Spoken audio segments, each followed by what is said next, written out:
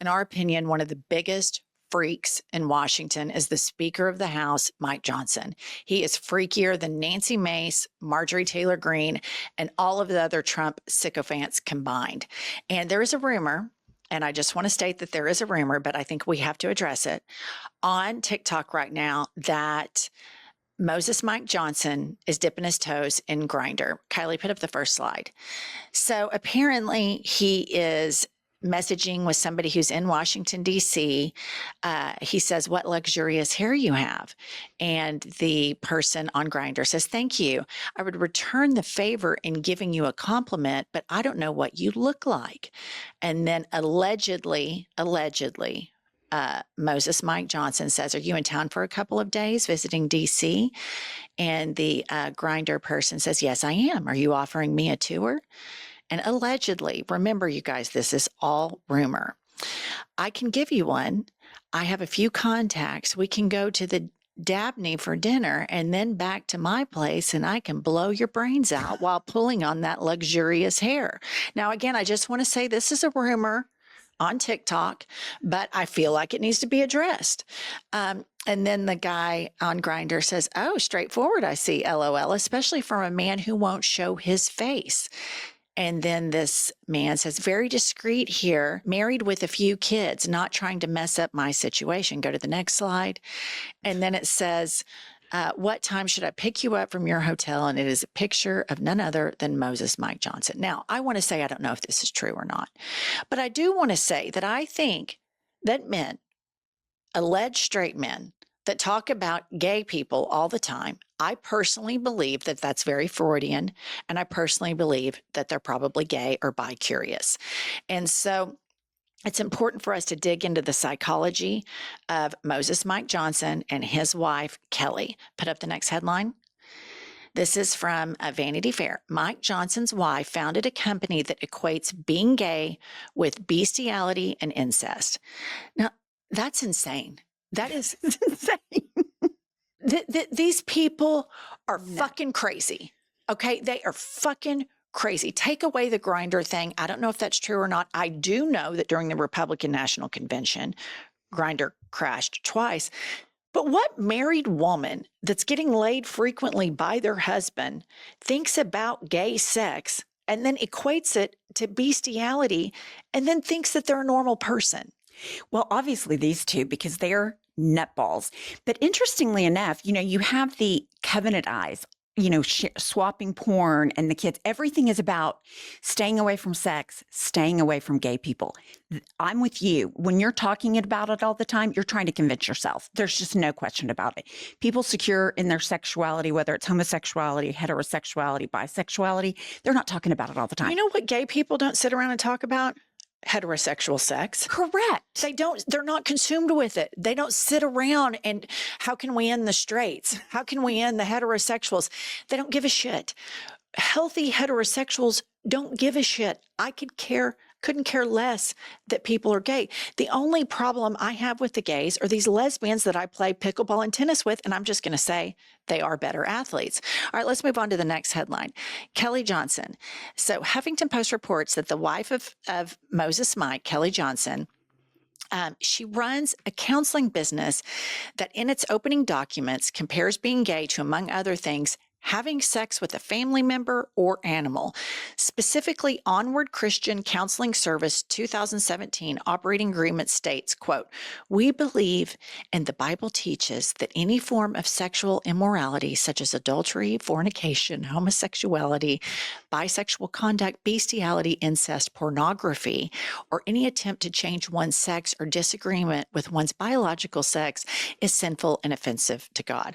I mean, these people sound like they're a fucking blast. I mean, can you imagine? They're just wound up like a cheap clock. It is not normal. Nothing about these two is normal. They are the biggest freak shows in DC because they are religious fanatics that are consumed with gay people having gay sex. Well, and this was the mission statement that apparently she put up on her counseling service website. Like, our mission statement is this. Like, she's obsessed. She's every bit as obsessed as Mike Johnson. I'm just going to say, I would think, and this is just my own, I think she's not getting laid.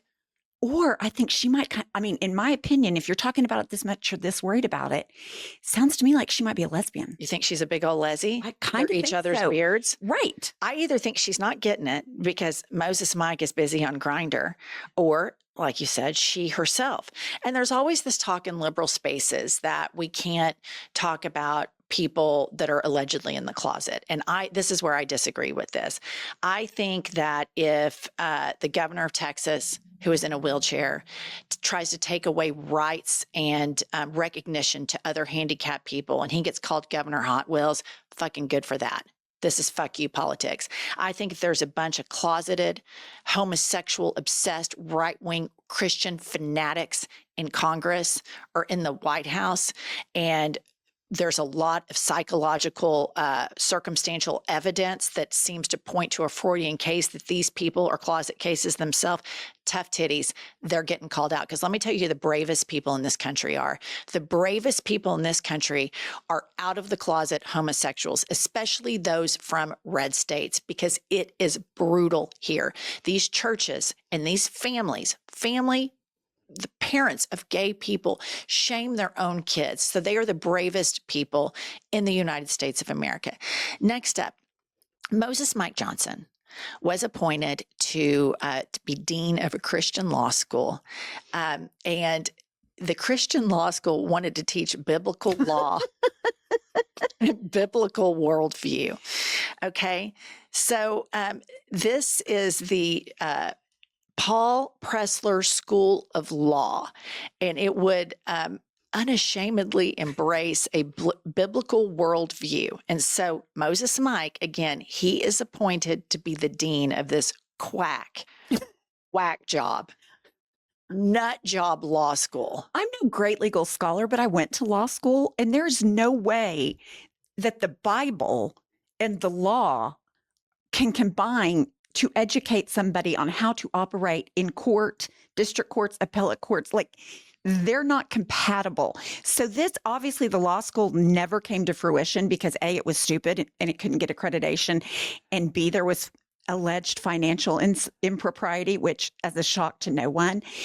But this thing is nuts from the word go. Let me ask you this, Pump. You grew up going to Sunday school. I didn't.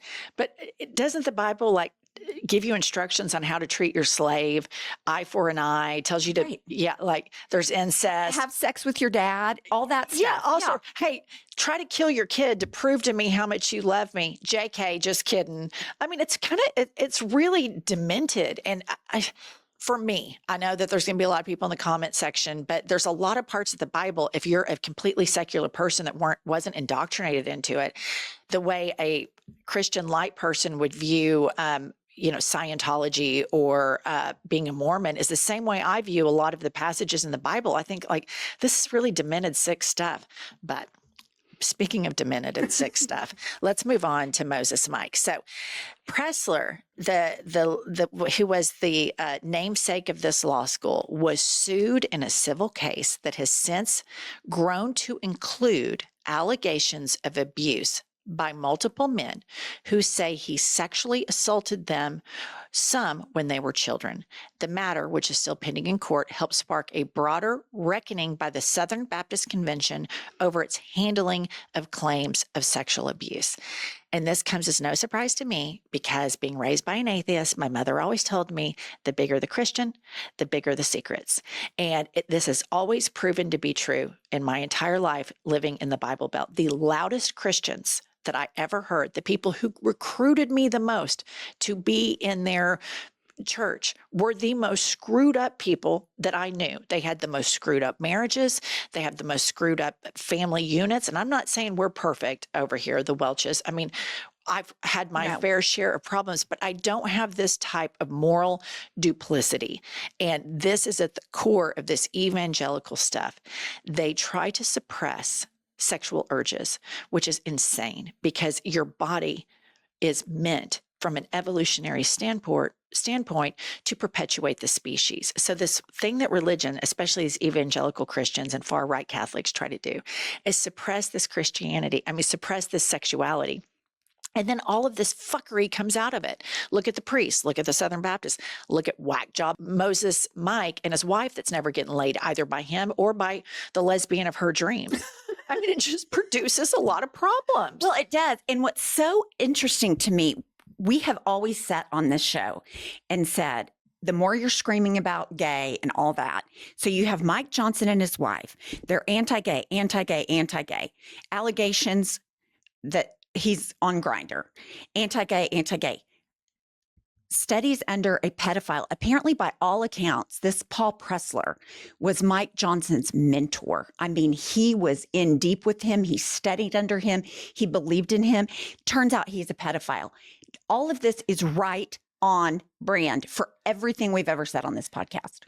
Pumps, and he's living with right now. Moses Mike is living with this evangelical grifter. I think we have to stop calling them evangelical preachers and start calling them evangelical grifters.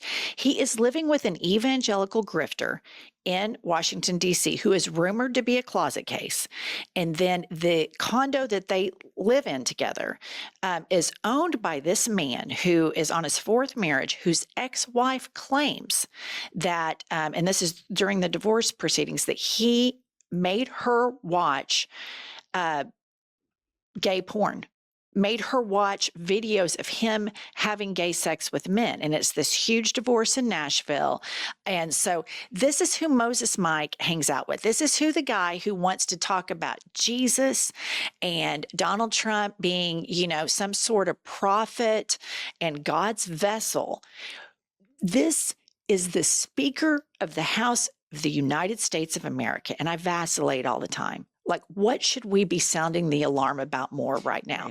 Should we be sounding the alarm more about Elon Musk being a full-blown Nazi, or that the Speaker of the House that all of the Republicans voted for is the biggest whack job in Washington, D.C.? I mean, in my opinion, Moses Mike Johnson is the biggest freak show in the United States of America. Marjorie Taylor Greene, Nancy Mace, Lauren Boebert, and all and the Doge Micro Penis Committee, none of them come close to touching Moses Mike Johnson and how fucking crazy this man is. Now, he's totally ill-prepared to be a leader because he has been taught all this crap his whole life. He's a fanatic. He's a fanatic. He has no empathy. He has no ability to think about poor people. And I just think it's interesting. He says he's this big Christian, but he only abides by the cruel parts of the Bible. He doesn't abide but by. Don't million Americans, isn't that why Trump's president? Right. Yeah. No, I know. He's the leader of the let's go with the cruel parts of the Bible and helping the sick, feeding the poor. We don't care about that. Right. And it is just, I cannot wrap my head around how this man who now, okay, so we have this huge viral sensation on TikTok. Right after, this was this week. Last week, he showed up in full-blown drag on one of the weekend shows. He's living with the guy. I mean, it's just unbelievable. I'm telling you, this is where I we could are. do an episode every day on Moses Mike Johnson. And if you start back to, he had this adopted black son who now has completely disappeared from his life entirely, whom he monitored porn with. Like, again, that's sick in and of itself. Right. That's so incestuous and weird that your adopted black son and you are monitoring each other's porn use. I think that is one of the creepier things. Then he takes his daughter to some purity ball and puts a wedding ring on her hand, saying, your virginity's mine until I pass it on to your husband. His wife is so obsessed with gay sex because clearly she's not getting any or the type that she wants. I think these people are an example of millions of Americans under them that believe the exact same thing. And everybody wants to talk about, how do we talk to MAGA? You see Gavin Newsom face planting, embarrassing himself, having Charlie Kirk and all these people on. One of the biggest problems in the United States of America is this Christian base. And as crazy as Mike Johnson is, you know this, there are millions and millions and millions of Americans that believe this exact same shit and that are equally as consumed with demonizing gay people, demonizing trans people. And here's a message that I want to give everybody, and this is what's so important right now. The reason the Democrats should never abandon trans rights is very simple, because the minute we abandon trans rights, then they're going to keep moving the goalposts. And eventually it's going to get to where they're coming after everyone.